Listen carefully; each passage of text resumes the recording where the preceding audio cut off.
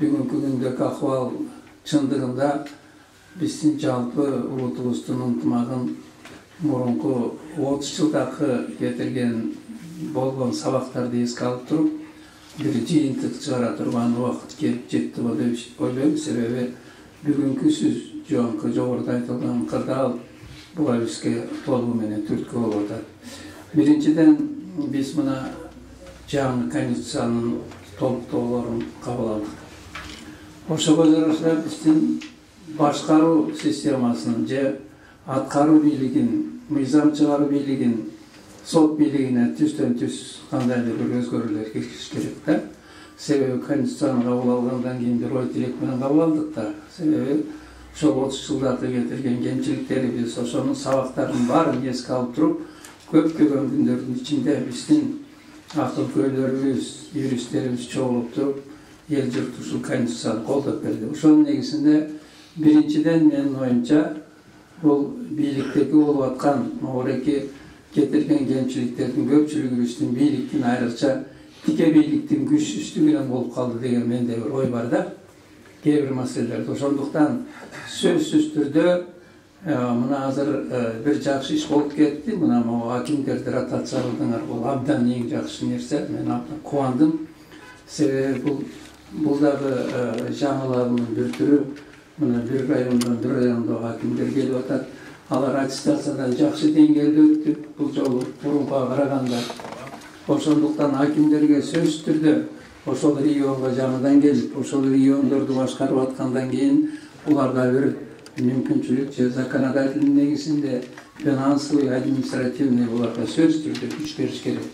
Болбосо бул акимдер баягы мурунку акимдерибиз английский королевадан дагы начар болуп калган. Муну эске алыш керек сөзсүз түрдө. Муну экинчиден бул менин бир оюм, биз көп улуттуу мына 80ден ашык этностор жашайт Кыргызстанда. Буга байланыштуу мынакей 10-чу жылдан кийин ОБСнин сунушу менен бир комитет уюштурулган болчу, кийин бул тарап кетти азыркамсымоо. Бирок ошондой болсо дагы азыркы кезде биздин ассамблеянын мындай бир аты менен затын кичине жөнгө салыш керек болуп атат. Эгер чындап улут аралык маселени дагы эске алсак, себеби көп могуреки кырдаалдар ошонун кайталанып кетишине сөзсүз түрдө жол ачып коюшу мүмкүн. Ошондуктан бул ассамблеяны бир өзүңүз мынакей мамлекеттик катчык болуп иштеп атасыз, карап ошонун статусун мына жакында эле Казакстанда, Өзбекстанда алардын опыту бар, тажрыйбасы бар.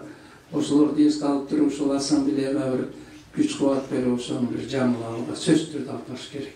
Бул сизге дагы чоң жардам берет, бул сизге дагы чоң мындай бир өбөлгө түшүп берет. Анан дагы бир оюм, мен жанагы бийликти айыл өкмөттөрүн азыр шайлоо жолу менен кетип атат. Анан жана мен толугу менен айта албай калдым. Акимдерге мындай бийлик бергенден кийин ошол айыл өкмөттөр, мына бизде саналуу айыл өкмөттөрүбүз бар. Бара-бара айыл өкмөттөрдүн да структурасы, анан булардын жанагы мындан ары реформалоо түрлөрү боюнча иштер жүрүп келип токтоп калды да. Ошондуктан айыл өкмөттөрдү каалайбызбы, каалабайбызбы, биз укрупненияга же олардын кээ бирлеринин башын бириктирүүгө туура келет. Себеби биз бюджетибиз өтө тартыштуу болуп атат.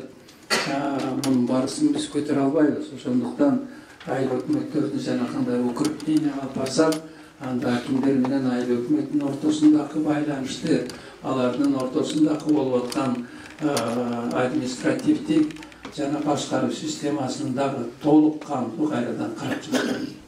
Антпесек болбойт. Себеби айыл өкмөттөргө кийинки убактарда аким эместиги өкмөттүн представители сөгүш бере албай калган. Мен бир чоң биздин бир лидерибиздин айткан сөзү бар, чоң жыйында, мен айтпай эле коеюн фамилиясын.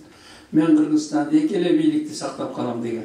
Ал киши президентке бир эле каршы калган убакта.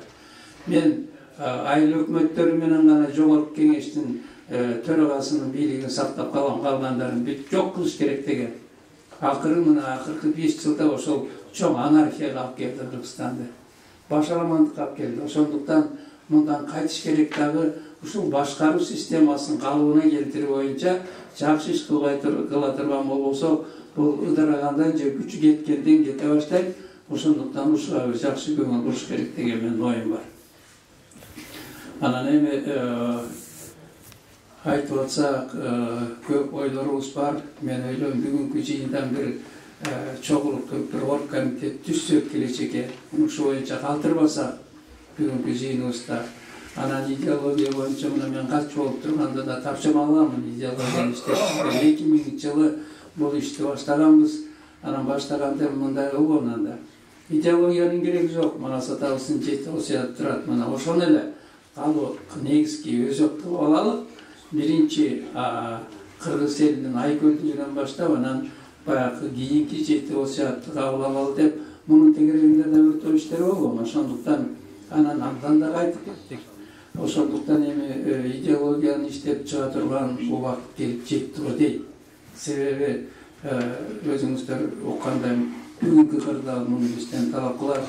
Жакында 5-каналдан бир 3 жакшы передача болду. Мен көрдүм аны. Сиз да көрсөңүз керек. Бизде ушул боюнча оюн айта турган мыкты специалисттер бар экен. Эгер керек болсо биз дагы отуруп албай жардамыбызды берели. Идеологияны иштеп чыгуу бул абдан керек. Убакыт келип жетилди. Анан идеологияны ошол эле дагы кайрылып көрөлү. Ошол 7 осуяттын керектүү жерлерин пайдаланып негиз кылып алсак, бул биздин идеологиянын негизи болот деген оюм бар. Рахмат.